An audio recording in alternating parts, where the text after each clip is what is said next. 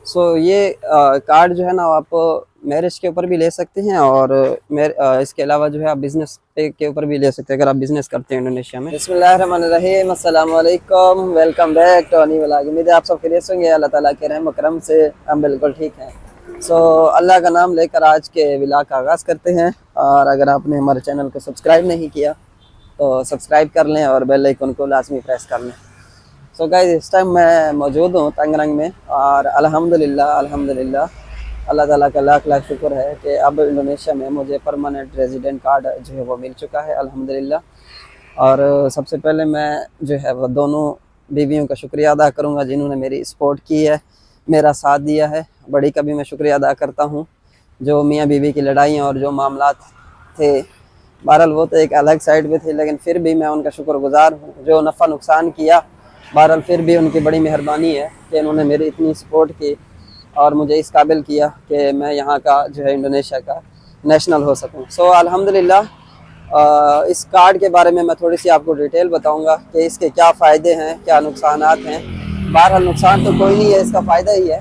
और इसके साथ जो है ना ये कार्ड आप कैसे हासिल कर सकते हैं इसके बारे में मैं आप लोगों को बताऊँगा। इसी वजह से मेरे चैनल को सब्सक्राइब लाजमी करना है। सबसे पहले मैं आप लोगों को बताऊंगा कि ये कार्ड जो है मुझे कितने अरसे बाद मिला है। ये कार्ड जो होता है परमानेंट रेजिडेंसी कार्ड, जिसे पीआर कहते हैं, इसे इंडोनेशियन लैंग्वेज में इताब कहते हैं। और ये जो है वो 5 ईयर के लिए ऊपर लिखा होता है, लेकिन ये होता अनलिमिटेड है, यानी कि यूँ समझे ये परमानेंट होता है। इसके बाद जो है ना फिर आप मज़ीद 3 साल गुजारेंगे तो आपको जो है वो इंडोनेशिया का पासपोर्ट मिल जाएगा। तो इसका जो तरीक़ाकार है, सबसे पहला स्टेप है मैरिज करना इंडोनेशिया में। मैरिज की सूरत में भी ले सकते हैं और आप बिज़नेस वीज़े के ऊपर भी ले सकते हैं, दो सूरतों में। तो मिसाल के तौर पे अगर आपको इंडोनेशिया के अंदर मुझे रास्ते में गाइस बिल्ली मिल गई है। बिल्ली है मुझे बहुत अच्छी, ये बीमार हुई हुई, क्या हुआ हुआ इसको? साकिब, आप लोगों को मेरी तो सारी हिस्ट्री का पता है कि मैं कैसे इंडोनेशिया आया था और कितने अरसे में मैं इंडोनेशिया में रहा हूँ। तो मैंने एक दफ़ा भी एग्ज़िट नहीं किया। बहरहाल आप जो है वो 3 महीने के लिए एग्ज़िट कर सकते हैं। अगर आपने जो है आपके पास अगर 2 साल के अंदर आपने अगर परमानेंट रेजिडेंट कार्ड लेना है तो आपके ऊपर वाजिब है कि आप जो है वो 3 महीने से ज़्यादा अदर कंट्री में एग्ज़िट ना करें। यानी कि अगर आना जाना भी है ना तो आप जाएँ 1 महीने 2 महीने रह के फिर वापस आ जाए इंडोनेशिया में। ऐसा नहीं है कि आप आएँ यहाँ का पहले साल का कार्ड बना के चले जाएं फिर उसके बाद वापस ही ना आएँ और जब वीज़ा एक्सटेंड करने की बारी हो तो फिर आएँ। तो इस सूरत में जो है कभी भी आपका इताब जो है वो नहीं लगेगा, यानी कि परमानेंट रेजिडेंट पीआर नहीं मिलेगा इस सूरत में। फिर इस सूरत में पीआर आपको लंबा पड़ जाएगा, यानी कि आगे। तो आपके ऊपर वाजिब है यहाँ पे रहना। फ़िलहाल मुझे इमिग्रेशन की तरफ से एक इलेक्ट्रॉनिक जो है वो पेपर मिला है और दूसरा जो है ना एक छोटा सा कार्ड उन्होंने मुझे दिया है और उन्होंने बताया है कि अब जो है ना आप अपना जो है वो इंडोनेशिया का केटे पे जो है उसका प्रोसेस आप इजीली कर सकते हैं, यानी कि आप जो है इंडोनेशिया का केटे पे आसानी से बना सकते हैं।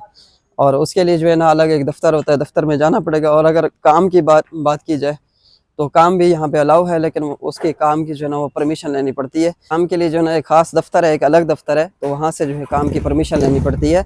अब इस चीज़ का मुझे नहीं पता कि उसका टैक्स पे करना पड़ता है या नहीं, इस चीज़ का मुझे नहीं पता। मैं जो है कल जाऊँगा इंशाल्लाह ऑफिस में और कल जो है ना वो क्लियर करूँगा कि हाँ भाई कितना टैक्स है अगर मुझे काम अलाउ होता है यहाँ पे। बहरहाल यहाँ पे जो है वो यहाँ का केटे पे इंडोनेशिया का जो आईडी कार्ड है वो मिल जाता है, यानी कि आईडी कार्ड बन जाता है। मज़ीद 3 साल गुजारेंगे तो इंडोनेशिया का पासपोर्ट मिल जाएगा। इससे तकरीबन 80% जो है वो नेशनलिटी कहते हैं, क्योंकि आपका आइडेंटिफिकेशन नंबर और आपका जो है फैमिली सर्टिफिकेट, यानी कि इंडोनेशिया में कहते हैं कार्तु कलर का, वो भी आपका इजीली बन जाता है। तो अगर आपके बच्चे होते हैं या कोई भी ऐसा वैसा मसला होता है तो आप जो है ना वो बच्चों का नाम उसमें डाल सकते हैं। पासपोर्ट अभी मैंने पिकअप किया है अल्हम्दुलिल्लाह। ये मेरे पास पासपोर्ट है और मैं आपको जो है वो कार्ड दिखाता हूँ। और ये गाइस पासपोर्ट के ऊपर एक स्टैंप लगी है। ये कार्ड जो है ना वो ग्रीन कलर का कार्ड है और ये जो है केटे पे नहीं है इंडोनेशिया का, यानी कि जो दूसरा कार्ड है वो दूसरे किस्म का होता है। वो जो है ना वो अभी कल अप्लाई करना है मैंने, वो अलग जगह से अप्लाई होगा। तो इसमें मेरी फ़ोटो लगी हुई है और इस पे जो है ना वो बाकी परमिट नंबर और ये वो चीज़ें जो है ना वो लिखी हुई हैं। ये कार्ड जो है ना आप मैरिज के ऊपर भी ले सकते हैं, और इसके अलावा जो है आप बिज़नेस पे के ऊपर भी ले सकते हैं। अगर आप बिज़नेस करते हैं इंडोनेशिया में, बिज़नेस वीज़ा है तो बिज़नेस वीज़े के ऊपर भी आप ले सकते हैं, मसला नहीं है उसमें।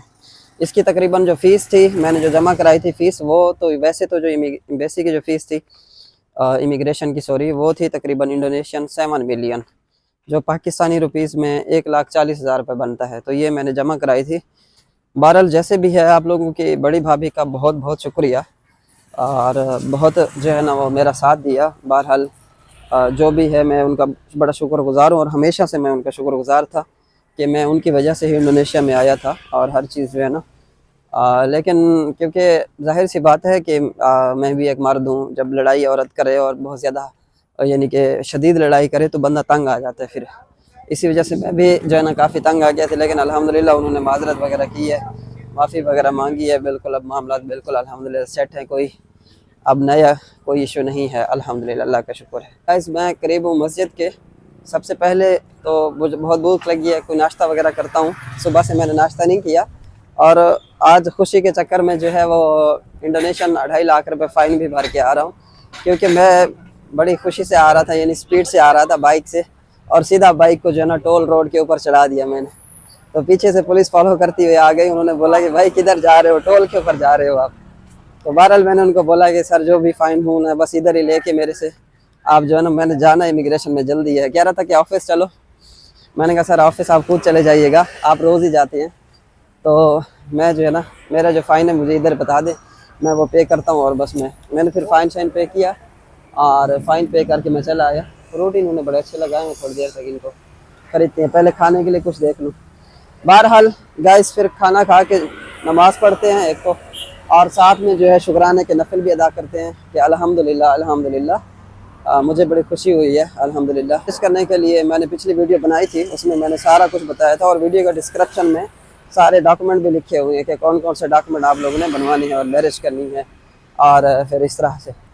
अब इस पीआर पे अगर मैं किसी अच्छे कंट्री में जाना चाहूँ, आप लोगों की बड़ी भाभी से मैंने मशवरा भी किया है, तो मेरा इरादा था कि मैं जो है किसी अच्छे कंट्री में जाऊँ, मैं दोनों को सपोर्ट करूँ, दोनों बीवियों को, और छोटी बीवी को बड़ी बीवी के ज़िम्मे लगा दूँ, या उसको उसकी फ़ैमिली के ज़िम्मे लगा दूँ, या इस तरह का। अगर इधर मुझे काम सही से मिल जाता है तो ठीक है, नहीं तो मुझे भी जो है ना वो काम की बड़ी फ़िक्र है कि जाहिर सी बात है इधर घर बार भी नहीं है, इंडोनेशिया के अंदर घर भी मेरा इरादा है लेने का, छोटी वाइफ के लिए भी बड़ी वाइफ के लिए भी। बीवी हैं दोनों, अल्लाह ताला की नेमतें हैं। तो मेरा इरादा यही है कि इंशाल्लाह अगर मुझे किसी अच्छे कंट्री में ऑफ़र आई, या किसी अच्छी जॉब के बारे में ऑफ़र आई, तो इंशाल्लाह मैं वहाँ हो सकता है ज़रूर चला जाऊँ। और मैं इसीलिए जा भी सकता हूँ क्योंकि मेरी बैंक स्टेटमेंट जो है वो तकरीबन 2 साल से मैं सेल एंड परचेज़ कर रहा हूँ चीज़ें इंडोनेशिया के अंदर। मेरी बैंक स्टेटमेंट बिल्कुल ओरिजिनल जेन्युइन किस्म की है, और मेरे सारे कागजात अल्हम्दुलिल्लाह जेन्युइन हैं। मैंने कभी भी किसी को भी 1 रुपए की रिश्वत दे के मैंने कोई डॉक्यूमेंट खुद से नहीं बनवाया, और अल्हम्दुलिल्लाह मेरे सारे कागजात जो है ना वो बिल्कुल इमिग्रेशन के रिकॉर्ड के मुताबिक हैं, हर चीज़ जो है। क्योंकि आप लोगों की भाभी माशाल्लाह पढ़ी लिखी है, बड़ी बड़ी बेगम जो है वो पढ़ी लिखी है माशाल्लाह से। बहरहाल वो जैसी भी हैं, तो मेरे कागजात को वो बिल्कुल यानी कि मैनेज करके रखती हैं डॉक्यूमेंट को, और कभी उन्होंने मुझे यानी कि इन चीज़ों में जो है ना कभी नहीं मुझे बोला। ये है गाइस नीले रंग का जो है इमिग्रेशन का ऑफिस, और यहाँ पे मैंने बाइक पार्क की हुई है। तो मैं गाइस खाना ढूंढ रहा हूँ, काफ़ी देर से मुझे कोई खाना नहीं मिल रहा है। मुझे पसंद है नासी पाडंग इंडोनेशिया के, लेकिन वो मुझे नहीं मिल रही। मैं देख रहा हूँ कि वो मुझे मिल जाए तो बहुत बेहतर हो जाएगा। बहरहाल इसके ऊपर यानी कि काम तो मिल सकता है, बिल्कुल कर भी सकते हैं। सूरत जो है ना इज़िन यानी कि लेनी पड़ेगी उनसे। मैंने दोबारा कंफर्म किया, उन्होंने बोला कि वो दफ्तर होता है इनका ख़ास किस्म का, वहाँ से इजाज़त लेनी पड़ती है। वो बात अगली वीडियोस में मैं आप लोग को दिखा दूँगा, चैनल सब्सक्राइब करके रख लेना। और मिसाल के तौर पे अगर इधर नहीं भी मिलता काम, तो मुझे आगे अच्छे कंट्रीज़ में जाने के लिए आसानी हो जाएगी। लेकिन वो मैं बीवियों के मशवरे के बगैर कहीं उनको छोड़ के कहीं नहीं जाऊँगा, क्योंकि मेन चीज़ है, सबसे इम्पोर्टेंट चीज़ है काम। एक घर को चलाने के लिए, एक घर को आबाद रखने के लिए मर्द का काम करना जो है बहुत ज़रूरी है। तो यहाँ पे सारा दिन काम करते हैं, इतना ज़्यादा यानी कि बहुत ज़्यादा हासिल नहीं होता, लेकिन अगर अपना बिज़नेस हो तो उस पर आप अच्छा कमा सकते हैं। तो बहरहाल मैं इनके मशवरे से जो है ना फिर मशवरा करूँगा, अगर इनका मशवरा हुआ बहरहाल एक चीज़ मैं आपको बता दूं कि इस वीज़े के ऊपर आप जो है यानी कि जब आप परमानेंट रेजिडेंट कार्ड मिल जाता है, अगर पासपोर्ट नहीं भी होता तो आप एक अच्छे कंट्री में इजीली आप अप्लाई कर सकते हैं। यहाँ से जूस जो है ना वो लेते हैं, जूस परचेस करते हैं गाइस। जूस है, जूस जूस है आपके पास, कौन सा है? मुझे ये दे दो, ये वाला जूस दे दो, इसका है। हाँ है के ओके, दो हाँ दो दे दे, ठीक है मसाला।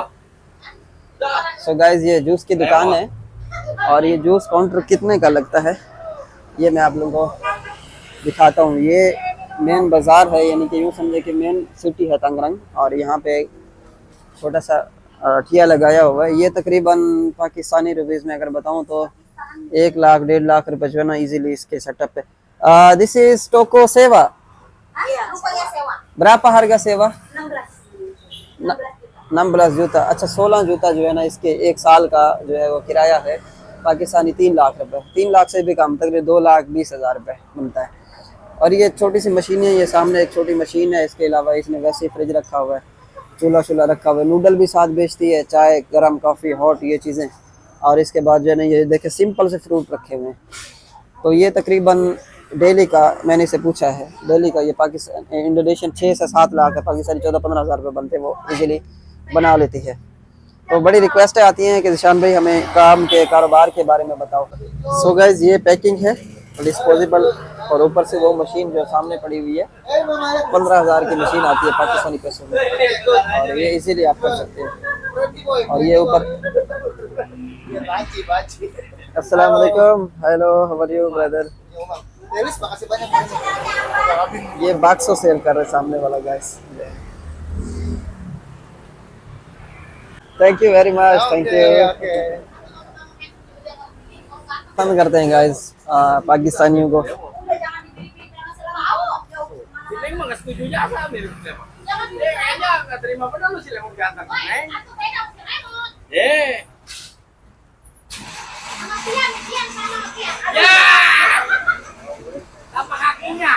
सो गाइस एक ये जूस लिया है मैंने, और ये जूस लिया है, ये इंडोनेशियन 32,000 के इन्होंने मुझे 2 गिलास दिए हैं, 32,000 रुपये के, 16,000 का गिलास जो है ना।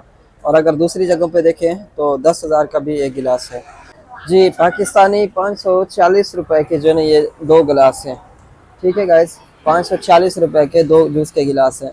तो ये जगह के बड़ी comment, thank you so much, अल्लाह हाफिज़, थैंक यू ब्रदर, अस्सलाम वालेकुम।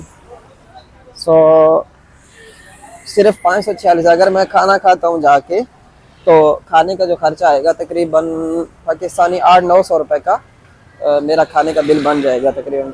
अगर हम 2 लोग खाते हैं खाना, यानी कि आपकी छोटी भाभी और मैं अक्सर खाते हैं बाहर से खाना, तो हम 2 लोगों का पाकिस्तानी 1500 रुपये, 1800 रुपये, 1700 रुपये, यानी कि खाने के हिसाब से जो है ना, अच्छा खाएं बुरा खाएं उस हिसाब से बिल बनता है।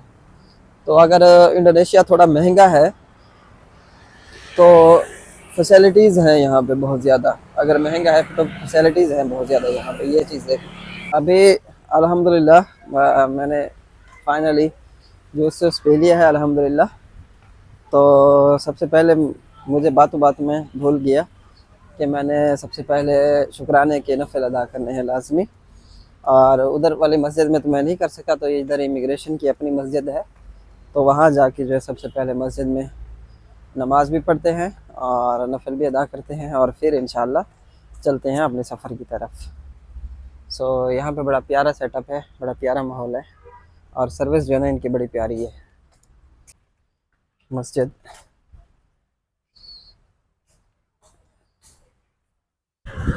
गैस मैं अभी आ गया हूँ, पासार लामा मार्केट है यहाँ पे, और सबसे पहले मैंने BPJS बाई करना था। छोटी मसाद का BPJS जो है ना वो रजिस्टर्ड होता है, बड़ी मसाद ने उसका BPJS रजिस्टर्ड करवाया हुआ था, तो वो बाई करने के लिए आया, वो बाई किया, तकरीबन 1 लाख रुपया इंडोनेशियन चार्ज किया है। और वो जो है वो ज़ाहिर सी बात है उनकी डिलीवरी होनी है तो वो फ्री हो जाएगी, तो उसको परचेज़ नहीं करना पड़ेगा। यानी कि इधर बहुत महंगी पड़ती है, अगर डिलीवरी हॉस्पिटल में भी करवाएं ना तो 4-5 लाख रुपया पाकिस्तानी ले लेते हैं यहाँ पे। तो इस वजह से जो है ना इंश्योरेंस लाजमी होता है, और इंश्योरेंस कोई भी करा सकता है परमानेंट वीज़े वाला, यानी कि बिजनेस बिजनेस पर्सन भी करा सकता है इंश्योरेंस, और दूसरा जो है फैमिली वीज़े वाला भी करा सकता है, जिसके पास यानी कि बड़ा वीज़ा हो वो करा सकता है इंश्योरेंस। मंथली बाई करना होता है। पाकिस्तानी तकरीबन 2 किस्म के इंश्योरेंस होते हैं। एक होता है गाइस तकरीबन पाकिस्तानी 500-600 रुपये लगता है, दूसरा होता है 1800 रुपये लगता है महीने का। तो इसमें जो इलाज की फैसिलिटी सेम होती है, लेकिन बाकी चीज़ें मुख्तलिफ होती है। ये बाज़ार है गाइस, और सार बड़ी खुशबुएँ हैं यहाँ पे। देखते हैं कोई खुशबू अच्छी लगती है तो हम भी ले लेते हैं। और इस तरफ एक चर्च भी है, गैर मज़हब का चर्च है यहाँ पे। ये देखें, चाइनीज़ का चर्च है मेरे ख्याल से। अगरबत्तियाँ यहाँ पे सेल कर रहे हैं बहुत सारी। ये चेक कीजिए गाइस, ये प्रे कर रहे हैं, ये अगरबत्तियाँ लेके प्रेयर्स कर रहे हैं। ये देखें जी,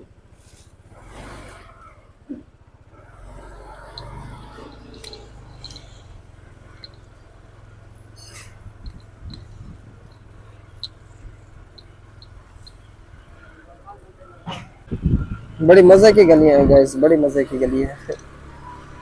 जी गाइस, तो मैं बता रहा था कि बेड का फ़र्क होता है इलाज में, यानी कि बेड डिफरेंट होता है, बाकी इलाज सेम होता है BPJS का। अभी छोटी ने फरमाइश की थी कोई मछलियाँ, सूखी मछलियाँ लाने के लिए, तो मैं वो लेने के लिए आ रहा था। आगे जगह नहीं थी जाने की, सो यू टर्न मार के फिर दोबारा एक बार फिर जाता हूँ। मार्केट अभी नई नई खुल रही है, अभी अच्छी तरह खुली नहीं है। तो जो सूखी मछलियाँ उन्होंने मंगाई हैं वो आप लोगों को भी दिखाता हूँ मैं कौन सी मछलियाँ हैं जो उन्होंने मंगाई हैं guys.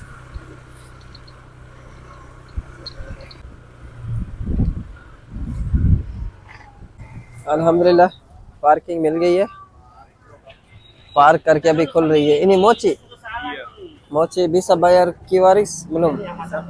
Pakai QRIS ya. Ayo ambil dulu ya cash ya di sini bang. Hah? Oh iya ya।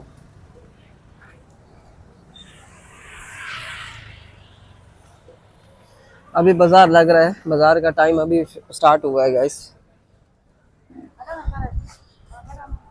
ये देखिए, ये केलों को भून भून के रखा हुआ है गाइस। और मैं अभी आ गया हूँ जनाब ATM में, थोड़े बहुत पैसे निकाल लेता हूँ और जाके जो है ना इसके लिए लेता हूँ मछलियाँ। अल्लाह करे मुझे मिल जाए मछलियाँ किधर है। अभी गाइस ओपनिंग हो रही है, अभी सही से पूरी दुकानें नहीं खुली गाइस। और ये जनाब मैं चलते चलते एंड पे आ गया बिल्कुल। गाइस ये चूहे हैं, छोटे छोटे चूहे रखे हुए, इसका पर्पस क्या है? इन्हें उन तो जुअल विजुअल बेचने के लिए रखे हुए हैं।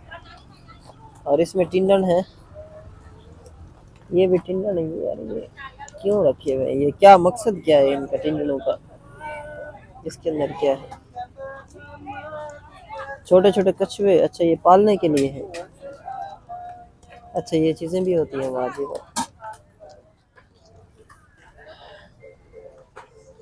ये है गाइस मोची, और this is berapa satu, berapa harga? Hah? 16.000 satu? Hah? 20.000? 20.000? 20.000 dua? Masad यार, क्या क्या क्या गबी शादी खड़ी है मसाद, देखते रेट है पे पुर्जा। Okay okay dua okay. So guys काफ़ी देर से इसी को ढूंढ रहा था मैं। ये फर्मे में मछलियाँ बनाता है मसाद, एक मच्छी में एक बना रहे फर्मेच मसाद, एक मच्छी। अच्छा इसका गाइस यूट्यूब चैनल भी है मास मूजी के नाम से। Very nice very nice. या क्या जो वजह गाइस, ये बन के तैयार हो गया है मछली। मछली उन्होंने बोला कि पिघल जाएगी, मछली वाले सांचे ये पड़े थे, तो मैंने कहा चलो ये दे दी फिर। सो ये मेरी आखिरी शॉपिंग थी। थैंक यू सो मच, आप लोगों का बहुत शुक्रिया यहाँ तक मेरा साथ दिया। चैनल को सब्सक्राइब करना, वीडियो को लाइक करना ना भूलिए। अल्लाह हाफिज़, अस्सलाम वालेकुम वरहमतुल्लाहि वबरकातुहू।